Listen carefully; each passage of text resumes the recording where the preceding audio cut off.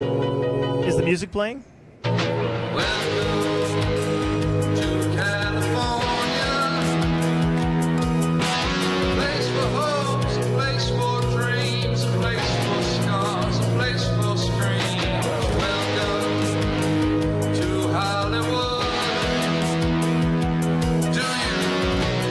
name is Matt Gleason. I'm the host of Modern Art Blitz. We stream live at the Dromebox.com website, and today we stream on the LA Art Show's website, lartshow.com. We solved a lot of tech problems to give you this live stream. If you haven't made it down to the fair, please make it down to the fair. One of the features of the fair is a major installation by the man to my right, left on your screen, Daniel J. Martinez. Daniel, thank you for joining me on Modern Art Blitz. All right, nice to be here. Yeah, we've been friends for a long time, man. Been many years. Been a few decades, right? It's all we're doing is really bragging is that we're old.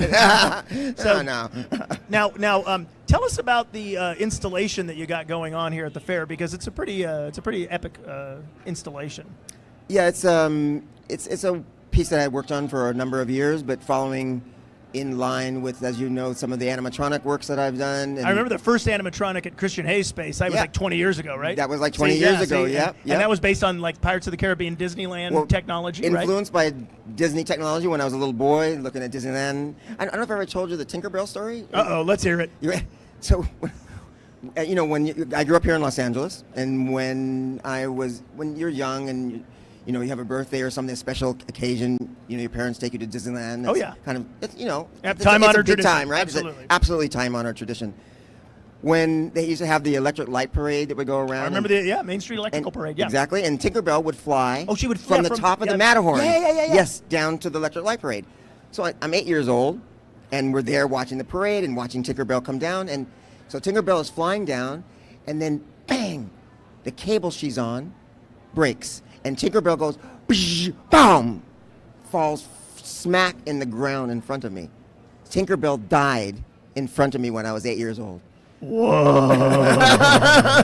I'm not sure if I should be laughing about that or not. But that was is that in the Disneyland like books, or are they trying to hide? No, that's something they brushed deep under the carpet. Yeah. Wow. Yeah. The only time they ever had an acrobat die in Disneyland like that. Wow.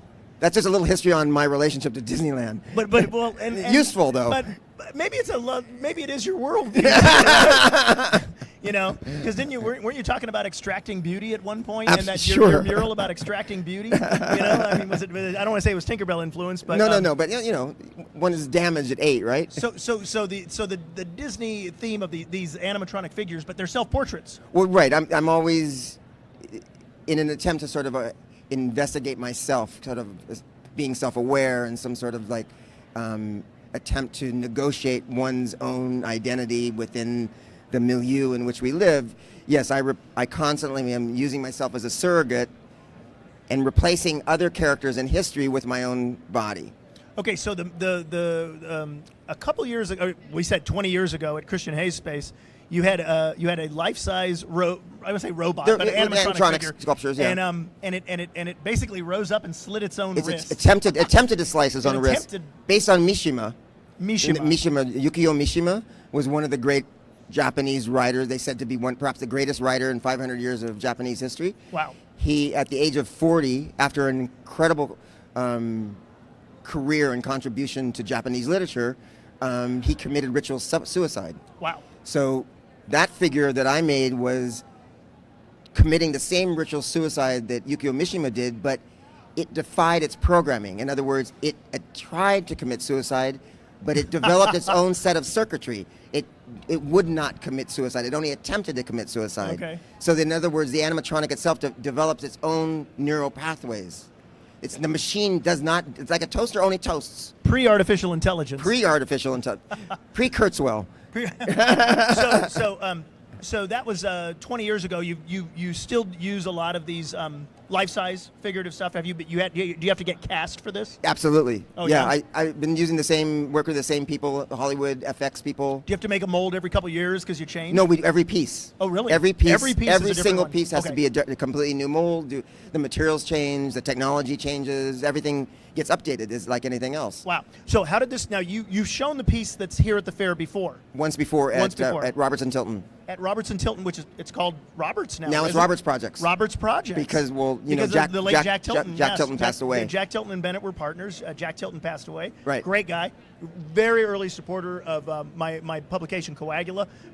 Used to help pass it out with Charlie Finch in New York. I mean, Jack Tilton was a great guy. Everyone loved Jack, Yeah, and he supported many of us. Yes. In times when we needed support, right? When artists outside of a certain appearance were not necessarily trendy. Jack was really there for people like yourself, Lyle Ashton Harris. Absolutely. I mean, there was a lot of people there. Yeah. He was important to many people's lives and many people's careers, and he was solid. So Bennett's carrying the torch, and Kim Dingle's shown at Speroni Westwater. She was discovered by Jack Tilton. Yep. This weekend, and Jack's wife's collection of Dingles is in the Speroni back room. Like, you can go. Oh, in, yeah, there you go. Yeah.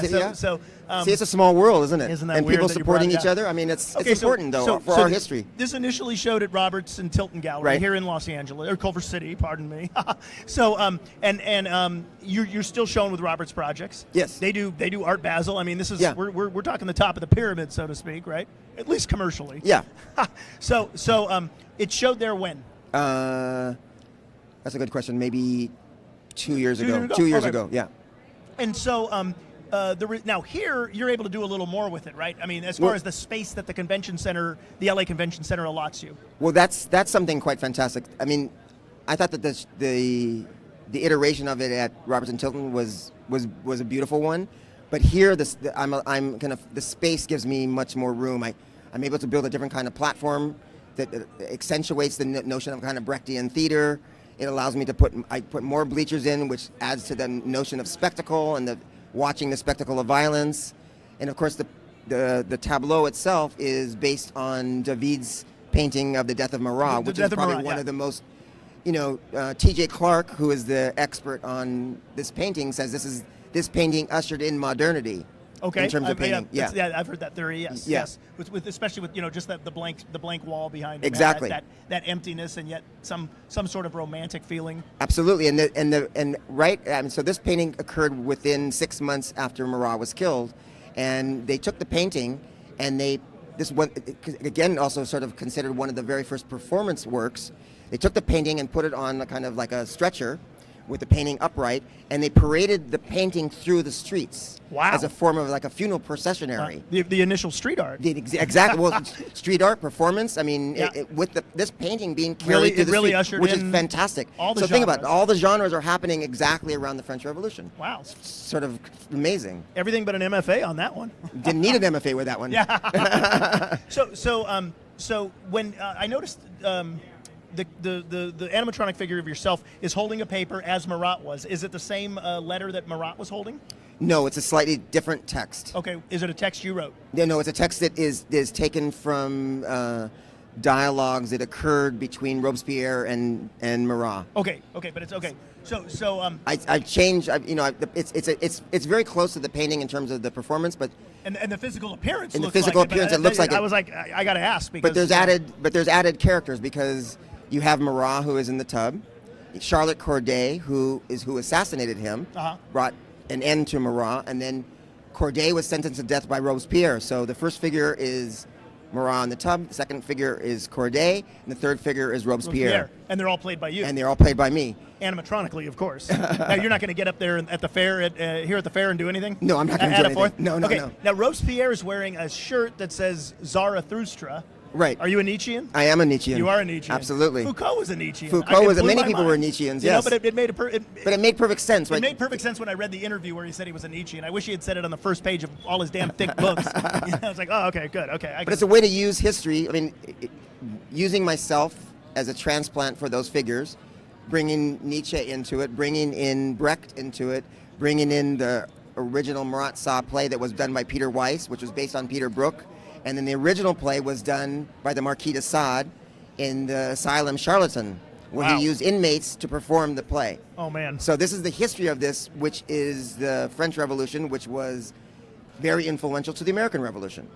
Yeah, exactly. They were kind of They were tied together. Yeah. Absolutely, you couldn't So, have one without the other. Do you anticipate another revolution coming to this country anytime soon? Well, I'm not sure. I mean, you've always been on the. You've always encouraged revolution, shall we say? Yeah, I mean, things need to change, don't they? Well, we all have our favorite Beatles song. So things need to change, absolutely. And so. So this is a content. I mean, this is a meditation on violence, and that meditation on violence should hopefully slow us down to understand what it is what we've normalized. We've normalized the spectacle of violence, and how and why have we done that? And so this is a dramatization of that violence, but lets us think about history, but then lets us think about it contemporarily. What are the contexts for that for us now? So what in a Trumpian world, in a world where who would be Marat in the revolution against Trump? That's a very good question. I do not have an answer to that one, but that's a very good question. Those characters, yeah. That's a very good question. Maybe one of you watching now. So you got this into the fair. The fair approached you. Chon Noriega was involved. Chon Noriega is a curator. Okay. He has myself and another artist in the show. He had seen the piece and loved it, and asked if I would come up with a new version of it for the fair. Okay, great. So you met. He met with the fair people, and then you met with him. Yes. Okay. Yeah. And now you Bennett and Julie, Yeah. they've shown you at Art Basel. Yes. Yes. Miami Beach. I mean, Miami you've shown Beach. at No, art no. fairs. Yeah. But as far as an art fair in your hometown, I mean, this is this is I've never actually done an art fair in my own town. Well, so people have taken like portable objects you made to other commercial art fairs. Yes. Yeah. In the normal Okay. traditional But this is the first, way. like, hey, and LA Art Show, it's a premier art fair in thing, and it's a pretty it's a wide variety here. Right. I mean, you may be like on the fringe relative to accessible art. Right. I mean, I think it is accessible. But I think it's accessible too, but maybe it's the register is different. you got an edge to you. Come on. Once you say Nietzsche, everybody tunes out, let alone Foucault. So, but if you look at like the wide variety, you don't care about showing with any type of art. I'm sorry. What? I wrote the book Most Art Sucks. You don't have a problem showing with a bunch of different types of art. You mean in the fair itself? Yeah. No, not at all. No, for me, it's actually a fascinating sort of opportunity, because it allows me to insert a work of this level and of this complexity, this sort of asking the kind of questions it does in the midst of all the other works that are here. I mean, why not? Why not? Why? I mean, really, why not? So let's go back now. You, LA native. What part of town you grew up in? I grew up in South and East LA. South and East LA. Where'd you go to high school?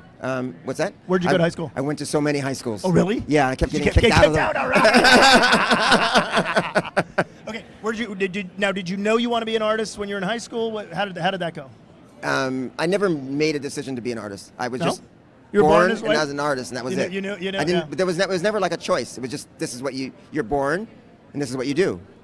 Okay. That for me. Okay. There was never different, generationally different, right? So we're talking, I grew up in the mid '50s. Okay. So different than the way that as you have discussed in books that you've written and ongoingly about the nature of education and how we have sort of privatized and what the necessities of these things are. But I mean, I grew up in a different time.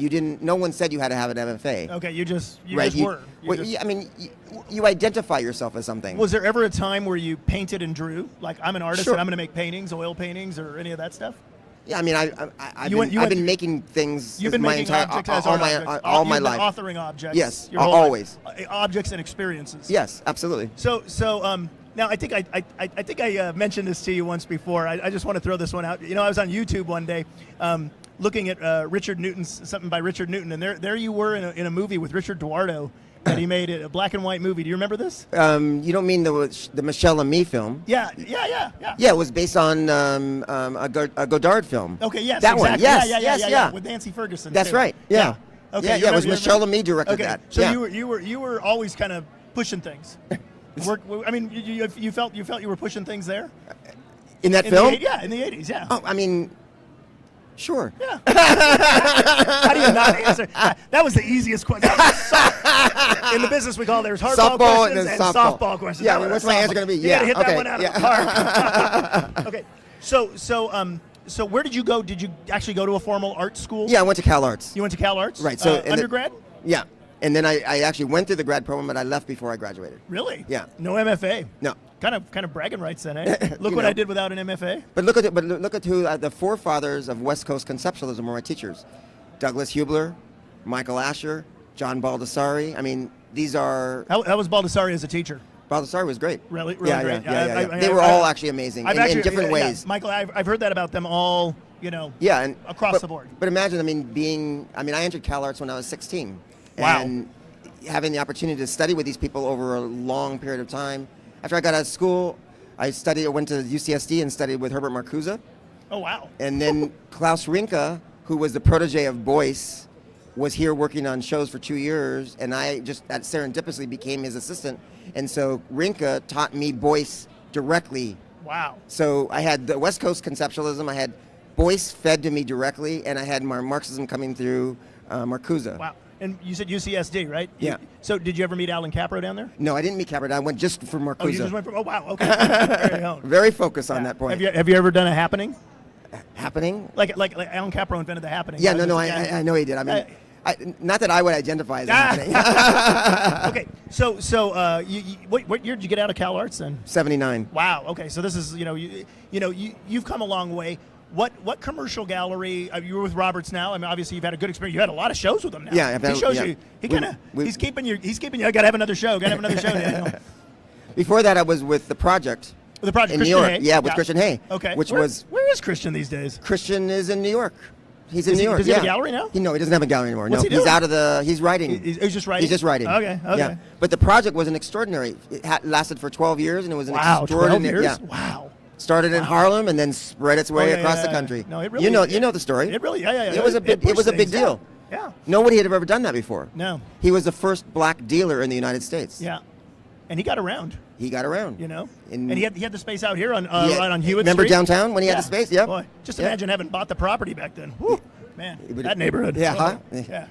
We all should. We all should have that, or maybe now we should be buying Bitcoin. Oh God! Fool me once, shame on you. Fool me twice, shame on me. No. Here, I got one in my pocket. No, you lived in the Rollins building, right? Yeah. Yeah, it just sold. I heard that. Yeah, for a lot of money. Yeah, I bet it sold. If it had a bigger parking lot, it would have sold for a lot more. Too. Yeah, but I'm sure it didn't get it cheap. No. Now, do you ever go by the old Arts District? Not so much anymore. Okay, so you had Deep River Gallery. Yeah. What years was that? 95 to 2000? 95 to 2000. That's about okay. exactly right. And so it was just a 5-year thing. Yep. And you were the first. You have such a good memory. Correct me if yeah. Let me tell you. The worst thing about having a good memory when you're young is you never learn to take notes. Yeah. And then one day in your late 40s, you're like, fuck. So you, correct me if I'm wrong, though, you were the first gallery, at least outside of an academic setting, to show Mark Bradford. Yes. Okay, and I wrote. I always brag that I wrote about Mark Bradford's first show. Yep. So hey, that's where it was. Deep River made the top 10 lists in Coagula. That's right. So. I remember that actually. Okay. So you knew Mark from. I knew Mark when he was at Cal Arts. Okay, so you went to Cal Arts at the same time. No. I knew no. Were you teaching at Cal Arts? No, but they had invited me up there one time for a lecture, and he came to me and asked me if I would mentor him. Wow. So from the time he was at Cal Arts to many years after that, I taught Mark Bradford. Success has 1,000 fathers. Failure is an orphan. So you still see Mark around? I don't see him as much anymore. Have you been to Art and Practice? I have been in Art and Practice. Of course. I live right there. Oh, where do you live? I live in Leimert Park. Oh, really? Yeah, I live like 2 blocks away. Oh, no idea. I had no idea. I thought you still might be a downtowner. No. I'm 15 years now. I've been in South LA. Okay. And do you ever? Now you still teach at UC Irvine? Yeah. How's the program out there? Program's great. Now the stigma, like Claremont was like a thick paint school. Art Center is a design school. Cal Arts is for hippie kids. And UC Irvine had always got the rap as a political program. Is that political, conceptual, theoretical? Political, conceptual. Can you ever separate the three? No. No? Is there a way to slice it off and just be conceptual? No, I think they're all wrapped up together. Do you see conceptualism as a leftist approach to art? A leftist approach to art. Well, as opposed to people look at people would look at lowbrow art as conservative art. It's an oil painting. It's very binary, isn't it? Oh, I'm you know what? I'm binary. Welcome to binary. Modern art binary. At this point, we're 112 years past Duchamp. Okay. So what are we? Fourth generation, Fourth generation of conceptualism. Okay. So conceptualism is probably a word that's used too loosely.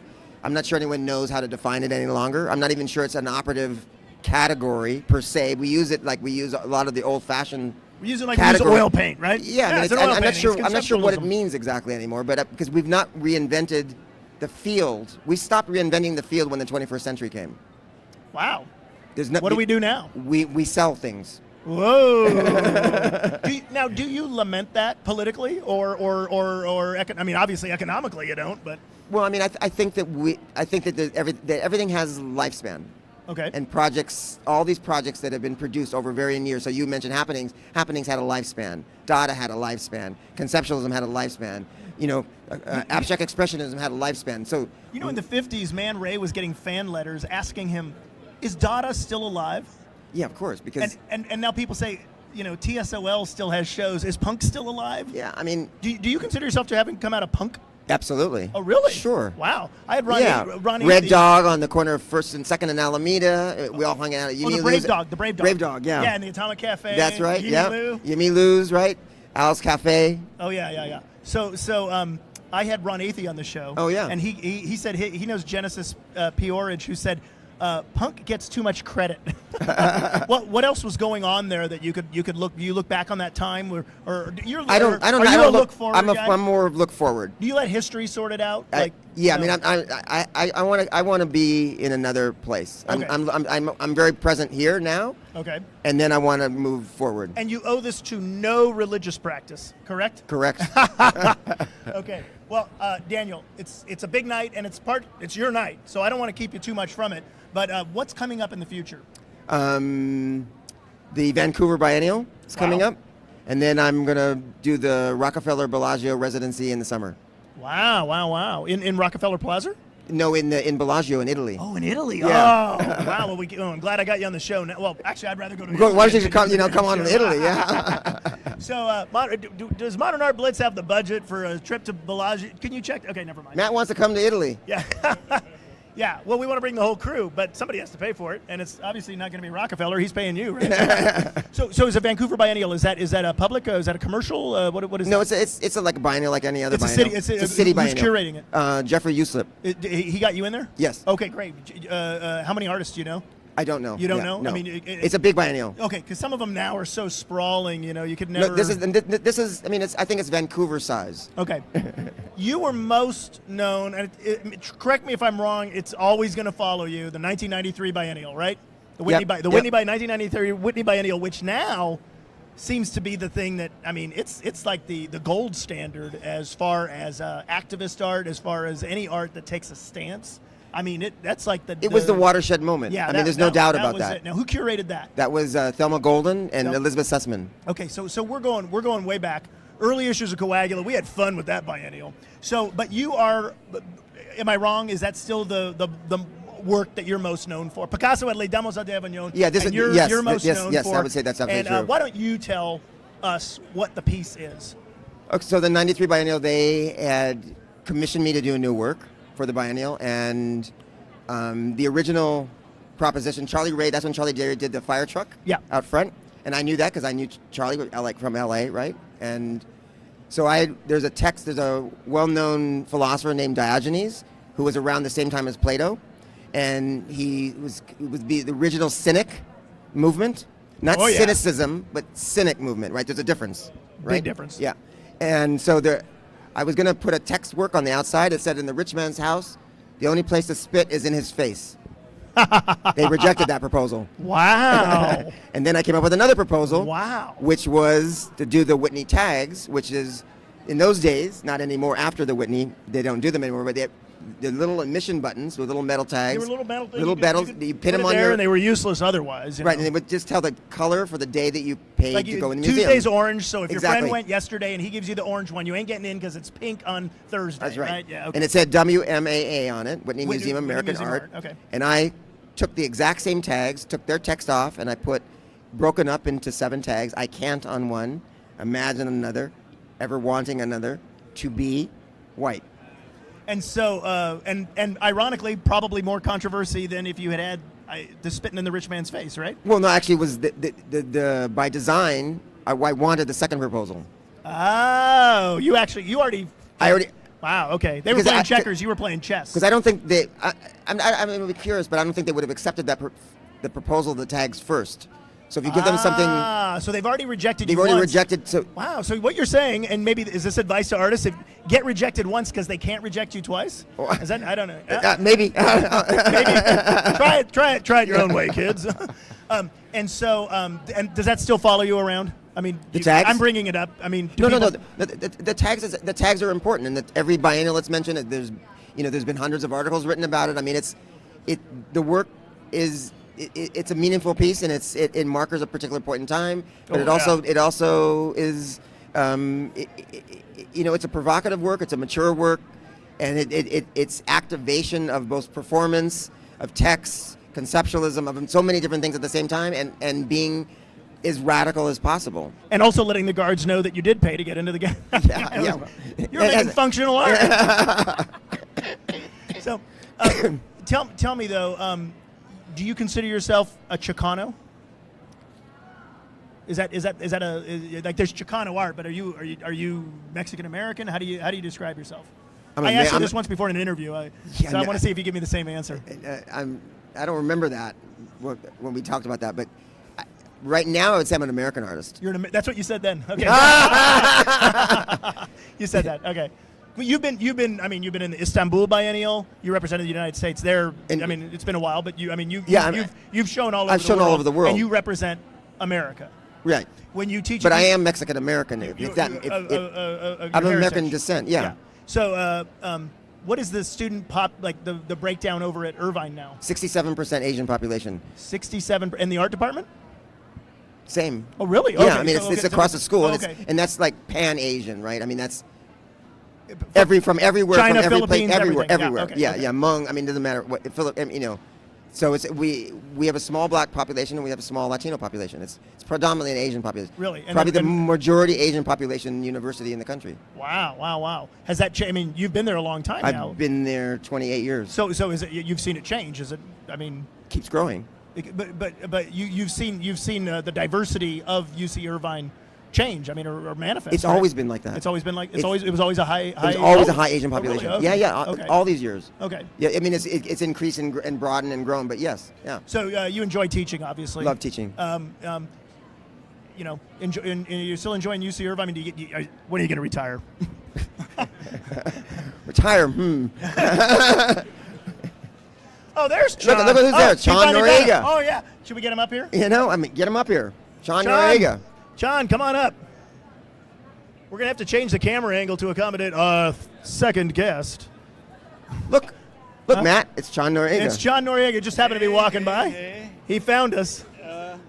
Just walking by. Chon, you Daniel was telling us you curated his piece here at the fair. Yeah. You're the curator. Did you originally saw it at the Robertson Tilton Gallery? Yeah, I saw it there in spring of Mike, closer. spring of 2016, and spent a great deal of time there, and just thought I want to see it again, and to bring it back in a different context. It's got a different configuration. But I was really just blown away by what it did with art history. Oh, okay. Yeah. And you're still with UCLA, right? I've been at UCLA for 25 years. Oh, geez. Okay. There's no rivalry. The sports teams UCLA play at UC Irvine. No rivalry there. No. Yeah. Is there? No, do the art departments ever? The debate team, I think. Oh, it's okay. So you saw it at the Commercial Gallery. How did the fair approach you? Well, I did something for them last year, in which I had 3 artists. Was it with Ramiro? Ramiro Gomez, Rafael Ortiz, and Louis Hawk. Okay, I saw that here last year. Yeah. Oh, okay. And that was through LACMA. Yeah. And is this through LACMA too? This is through LACMA and the UCLA Chicano Studies Research Center. So we were kind of co-presenting the work. And Kim Martindale approached me in December. It was kind of late in the game, but he said, "Oh, just a little." Yeah, a little late. He said, would you like to do this? I said, well, I have 2 pieces in mind that I think would really push the discussion forward in terms of looking back to the 18th and 19th century in order to ground in issues that we're dealing with today. The fair, it's 3 hours old now almost. Have we had any complaints yet? You know, I don't Not think we yet? have yet. Complaints? No. Complaints about your piece yet? I'm just curious. I mean, Yeah. Come on, you push it. If you were painting flowers, I'm not going to ask. Although we might have had complaints. Well, I'll tell you, last year we had a 95-foot long wall, kind of the border wall. The border wall. And at about 10:50 p.m. on opening night, one of the female patrons who was here was a little tipsy and fell into it and knocked the entire wall over. You think it'll be that easy with the Trump's wall? Possibly. I don't imagine Depending it's on the going to be patron. high quality. Yes. So, Sean, how long have you known Daniel? I've known Daniel since the early 90s. Has he mellowed out a little? Mellowed. I wouldn't say mellowed. He's refined. Oh, Yes. Wow. He's not helping me here, is he? I was gonna say, I'll take mellow over. I'll put it this way. I included him in a show I did at Cornell University in 1993, and his work was in the quad of Cornell University, and it led to the takeover of the university. So that's kind of where we started. Oh, the asterisk. Yes. Yes. Yes, the Yes. riots. Okay. Cornell riots. The Cornell riots. Yeah. But it was your piece in the. Yeah. Yeah. Yeah. Oh, yeah. Famous piece. Yeah. Oh, yeah. That was great. Day Okay, Hall yeah. takeover. Yeah. You know, burn down a university. You know, we try. So I'm not sure we'll get there today with this piece here, but it's more contemplative. Wow. Well, hey, it's your guys' night. I want you to go have fun. Chon, you got anything else coming up? You want to let the we're archived on this website called YouTube, so people do watch these things. Although we are live right now. Yeah, indeed. Coming up. No, this is it. This is it. You're done. The He's other done. part is I'm on a sabbatical this winter, and I'm spending that just working on writing, actually. Oh, really? Not getting into trouble with too much curating. Fiction or history? A little bit of both. It's Aren't they about both? Aren't It's they the about an same artist. About who? About an artist. Who? Rafael Montañez Ortiz. Oh, okay. We featured him last year here, and been working on this for better part of a decade, but it's going to finish this year. Right on. Okay, cool. Yeah. Well, hey, from the live from the LA Art Fair, I was very proud to have Chon Noriega Hey. and Daniel J. Martinez Thanks, Matt. as my guests on Modern Art Blitz to kick off our LA Art Show 2018 live simulcast. Is it a simulcast? Are we a simulcast? Simulcast. We are a simulcast. We are a simulcast, whatever that means. We'll be back right after this. Thanks, guys. All right. That was